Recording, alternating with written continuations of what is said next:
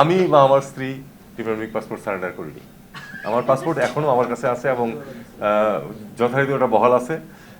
এটা খুব অস্বাভাবিক যে পররাষ্ট্র উপদেষ্টা বা মন্ত্রী তার টেনিওর থাকাকালে ডিপ্লোম্যাটিক পাসপোর্ট সারেন্ডার করবেন, এটা খুবই একটা অস্বাভাবিক ঘটনা ঘটতো, সেটা অবশ্যই করে না। মন্ত্রীরা কেউ করছেন কারণ তারা এরপরে তাদের বাইরে যাওয়ার প্রশ্ন আছে। পাসপোর্ট তো এখন থেকে নিয়ে নিলেন যাতে করে তাদের ভিসা টিসা নিতে সহজ হয় আর কি, সময় মতো তারা নিতে পারেন, নিয়েছেন কেউ কেউ, এটা ঠিক। তবে এটা ঠিক নয় যে আমি পাসপোর্ট সারেন্ডার করছি, আমার পাসপোর্ট যথারীতি বহাল আছে।